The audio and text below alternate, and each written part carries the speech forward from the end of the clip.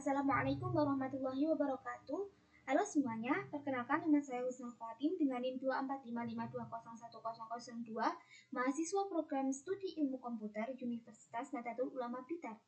Video ini saya buat untuk memenuhi tugas UAS mata kuliah pengolahan citra. Di video ini saya akan menjelaskan dua hal sekaligus. Yang pertama yaitu notebook Python yang saya buat di Google Colab untuk eksplorasi data dan modal AI, serta web app yang saya bangun sebagai antarmuka interaktifnya. Keduanya menggunakan dataset yang sama yang saya download atau ambil dari Kaggle. Oke, langsung kita mulai penjelasannya. Pertama-tama kita akan masuk ke Google Colab. Di sini kita butuh beberapa library untuk membuat web interaktifnya. Lalu kedua kita akan mendownload atau menyimpan database menggunakan import Kaggle Hub dan sebagainya itu. Lalu setelah terdownload, kita akan melihat beberapa class yang ada, yaitu ada clothes, shoes, paper, biological, battery, cardboard, plastik, white glass, metal, trash, green glass, sama brown glass. Di sini total keseluruhan dari citra yang di-download sekitar 15.515. Di sini kita akan diperlihatkan grafik jumlah gambar per kelas. Nah, di sini kalau diperhatikan jumlahnya itu tidak stabil, yang disebut dengan imbalance. Nanti kita akan tangani ini di training model AI. Selanjutnya di outputnya itu akan menunjukkan contoh gambar dari masing-masing 12 kelas tersebut, yaitu baterai, biological, ground glass, dan lain-lain. Ini agar kita dapat terbayang dataset apa sih yang ada di Kaggle tadi. Terus lalu tujuan dari penggunaan dataset ini adalah untuk mendemonstrasikan pengolahan citra digital yang relevan di kehidupan nyata. Selanjutnya kita pindah ke halaman web app-nya. Di sini ada dua fitur untuk mengambil sumber citranya, yaitu dengan mengupload file atau dengan kamera, yaitu mengambil gambar langsung.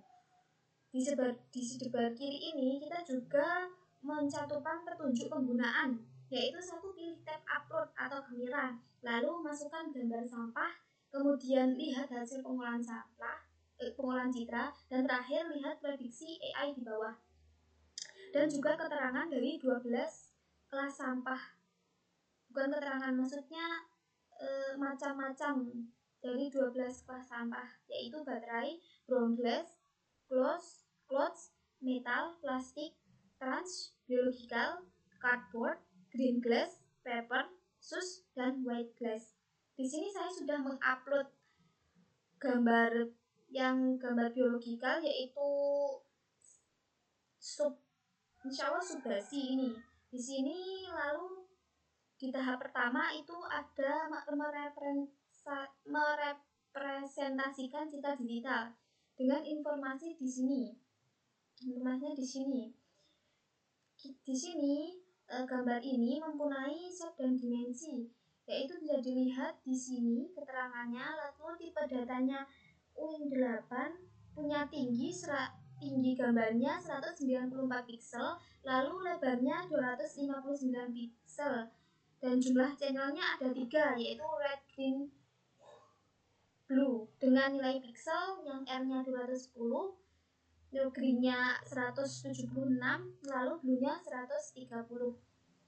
Kenapa sih gambar itu punya yang namanya nilai piksel, shape, tipe data, tinggi, lebar? Itu karena komputer tidak melihat gambar itu seperti manusia, namun komputer itu melihat gambar itu adalah sekumpulan angka. Setelah disamakan ukurannya, kita masuk ke grayscale. Itu fungsinya untuk mengubah citra 3 channel atau red, green, blue menjadi 1 channel intensitas keabuan. Alasannya adalah untuk menyederhanakan data sebelum proses segmentasi dan edge detecting. Selanjutnya, di bagian teknik normalisasi. Fungsi dari teknik normalisasi ini adalah mengubah rentang nilai piksel dari 0 sampai 255 menjadi 0 sampai 1. Alasannya, kenapa sih? Karena model AI belajar lebih stabil dan cepat dengan nilai input yang kecil dan konsisten. Selanjutnya ke bagian teknik filtering. Di sini Gaussian blur itu yaitu fungsinya yang Gaussian blur itu untuk menghaluskan citra untuk mengurangi noise sebelum proses lain.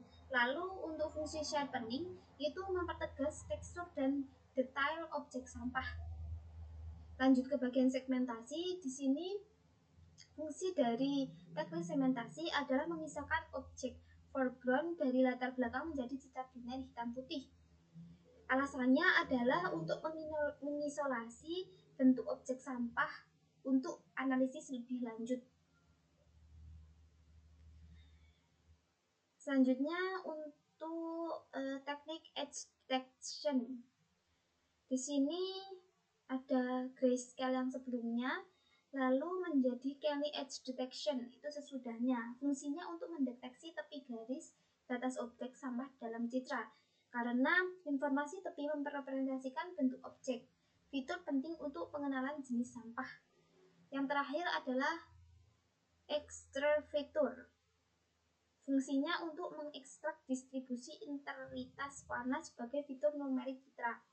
Karena profil warna yang berbeda antar kelas sampah membantu membedakan jenis metal.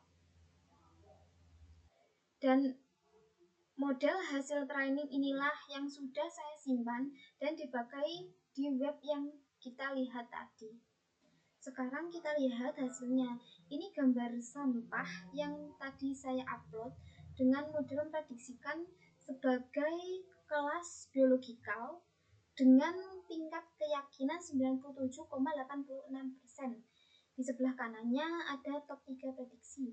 Jadi model tidak hanya memberikan satu jawaban, tapi juga menunjukkan kelas-kelas lain yang dipertimbangkan beserta probabilitasnya. Terus kita upload gambar lagi, saya upload gambar ground glass. Di sini informasi ceritanya seperti ini.